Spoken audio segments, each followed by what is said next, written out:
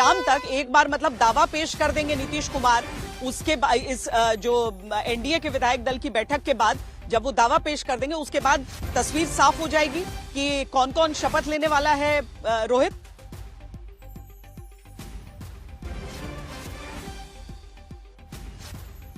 BJP विधायक दल की बैठक समाप्त, दोनों दलों ने अपना अपना नेता चुन लिया है। अब 3:30 बजे का वक्त है। जो ये तमाम एनडीए के घटक दल और साथ साथ बीजेपी जेडीयू के जो नवनिर्वाचित एमएलएज हैं वो तमाम सब लोग जो हैं वो सेंट्रल हॉल में इकट्ठा होंगे विधानसभा में, और उसके बाद नीतीश कुमार को सर्वसम्मति से एनडीए विधायक दल का नेता चुना जाएगा श्वेता। और उसके बाद तकरीबन 4:30 से 5 बजे का वक्त हमें बताया गया है कि ये तमाम विधायकों के साथ यानी 202 विधायकों के साथ नीतीश कुमार, ये मेरे पीछे ये राजभवन आप देख रहे हैं, इसी राजभवन पर पहुंचेंगे और उसके बाद एक हाथ से वो अपना इस्तीफा सौंपेंगे और दूसरी हाथ से नई सरकार बनाने का दावा भी जो है वो पेश करेंगे।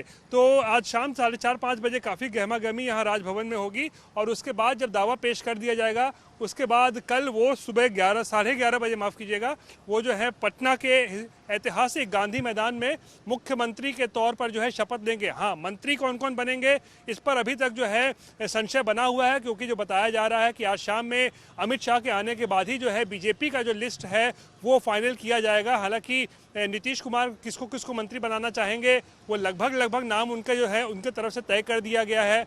और जो बताया जा रहा है कि पुराने बहुत सारे चेहरे हैं जिनको रिपीट किया जाएगा, जो नीतीश कुमार के करीबी हैं, विजेंद्र यादव हो, अशोक चौधरी हो या फिर विजय चौधरी हो, श्रवण कुमार हो, ये ऐसे बड़े पुराने नेता नीतीश कुमार के बिल्कुल खासम खास हैं जो पिछले 20 सालों से तकरीबन मंत्री जो बनते आ रहे हैं। तो ये तमाम लोग जो मंत्री बनेंगे, लेकिन बीजेपी के लिस्ट पर आखिरी मुहर अमित शाह के साथ जो रात में बैठक होगी, वो जो बैठेंगे अपने नेताओं के साथ, बीजेपी के नेताओं के साथ, तभी उस पर आखिरी मुहर लगेगी। जी,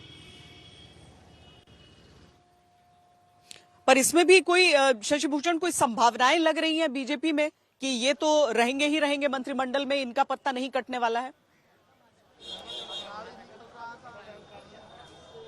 देखिए, बिल्कुल संभावनाएं तो है ना। देखिए, मंगल पांडे जो हैं वो कभी उन्होंने चुनाव लड़ा नहीं श्वेता। पहली दफे पार्टी ने हमेशा वो एमएलसी बन के गए हैं, मंत्री बने हैं सरकार के अंदर, बड़ा चेहरा है, ब्राह्मण वर्ग से आते हैं, उनको पार्टी ने सीवान भेजा चुनाव लड़ने के लिए। तो इस बात की उम्मीद बहुत कम दिखती है, या ना के बराबर कह लीजिए, कि मंगल पांडे जो कैबिनेट बनेगी उसमें मंगल पांडे मंत्री नहीं होंगे। मंगल पांडे मजबूत नेताओं में गिने जाते हैं। बिहार के अंदर पार्टी के प्रमुख नेताओं प्रदेश अध्यक्ष भी रहे हैं, तो उनका मंत्री बनना लगभग तय है। आप नितिन नवीन की बात कर लीजिए, पटना की महत्वपूर्ण बांकीपुर सीट से जीतते हैं, 2 कास्ट समुदाय के विधायक जीते हैं इस बार, उसमें एक नितिन नवीन है। वैसे भी एक कुम्हरार सीट कास्ट उम्मीदवार बीजेपी ने दिया नहीं, तो वहां थोड़ी नाराजगी थी, तो वहां कोई शख्स सुबह नहीं लगता है कि नितिन नवीन को फिर से मंत्री न बनाया जाए। लेकिन हाँ, अगर दूसरे मंत्रियों की बात करूं मैं, तो उन मंत्रियों में देखना होगा कि समीकरण का लिहाज क्या होता है, क्या वाकई जिन चेहरों ने परफॉर्मेंस बढ़िया नहीं किया, जैसे प्रेम कुमार तो आपने कह दिया कि वो स्पीकर के लिए अगर कंसिडर हो रहे हैं तो जाहिर है एक परिवर्तन वहां पर रहेगा।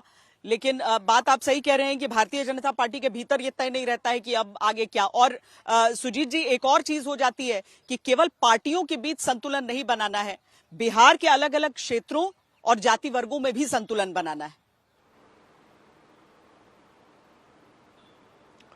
देखिए, केवल पार्टियों का संतुलन नहीं होता है। ये सरकार एनडीए की है, तो एनडीए पूरे समग्र रूप से उसका संतुलन देखा जाएगा, जिसमें जातीय आधार तो होगा ही, साथ में जो क्षेत्र का बैलेंस है उसको भी देखना जरूरी है। ये सब चीज़ें जो है सारी पार्टियों को मिला के और उसके अनुसार ये तय होता है। निश्चित तौर पर जिस प्रकार से सम्राट चौधरी या विजय चौधरी फिर से रिपीट किए गए हैं, तो बहुत ज़्यादा परिवर्तन की उम्मीद तो नहीं है, लेकिन फिर भी जो नए चेहरे हैं, देखिए, एक तो प्रधानमंत्री ने कहा कि महिला और युवा MY का जो एक नया कॉम्बिनेशन बनाया गया है, उसका भी इसमें ध्यान रखा जाएगा। महिलाओं को प्रतिनिधित्व कम मिलता रहा है, इस बार मुझे लगता है कि उसमें बढ़ोतरी होगी, युवाओं को भी ज़्यादा जगह मिलेगी, तो कुछ परिवर्तन हो सकता है। कुछ मतलब बहुत ज़्यादा नहीं होगा, लेकिन उसी में इनको जो है मतलब समायोजित किया जाएगा, महिलाओं को और युवाओं को। तो ये स्थिति बन सकती है। निश्चित तौर पर जो अभी की जो स्थिति है, और जो पहले की बात हम कहें, देखिए नीतीश कुमार ने ही पहली बार जीत कर आए थे। जयंत कुमार अमरपुर से विधायक बने थे और उनको कैबिनेट मंत्री बना दिया था और लगातार वो मंत्री रहे। तो ऐसा इस बार भी हो सकता है, किसी नए चेहरे को उठाकर नीतीश कुमार बना दें, ऐसी बात नहीं है। 2-3 चेहरे उनके जो हैं, जो पुराने, जैसे विजेंद्र यादव लगातार मंत्री हैं। नीतीश कुमार भले ही एक बार उन्होंने मंत्री पद छोड़ दिया था, लेकिन विजेंद्र यादव लगातार मंत्री रहे। श्रवण कुमार, वो भी कुछ समय छोड़ दिया जाए तो अधिकतर समय, यानी कि मुझे लगता है कि 80 से 90% का समय, जो 20 वर्षों का काल है, उसमें वो मंत्री रहे हैं।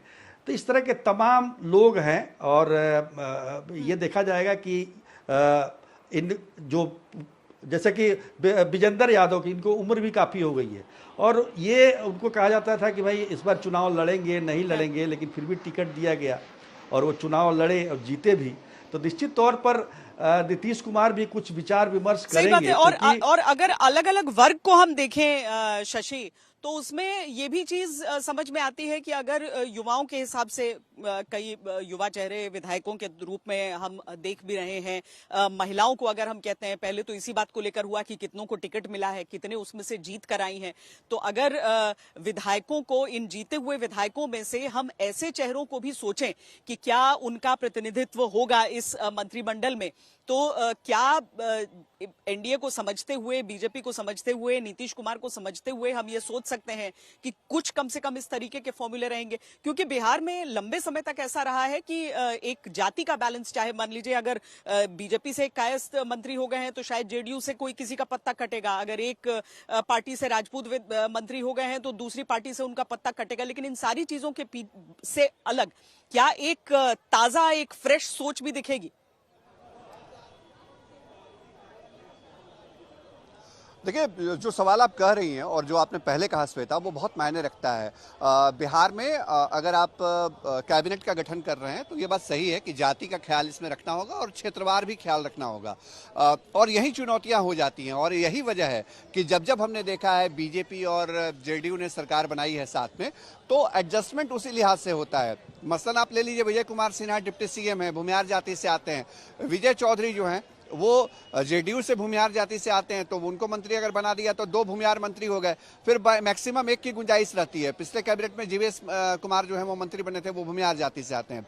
लेकिन इस बार की चुनौती थोड़ी अलग होगी इस लिहाज से, क्योंकि हमने देखा था 20 के चुनाव में जो शाहाबाद का इलाका था और मगध का इलाका था, उसमें बहुत अच्छा बीजेपी ने और एनडीए ने परफॉर्म नहीं किया था।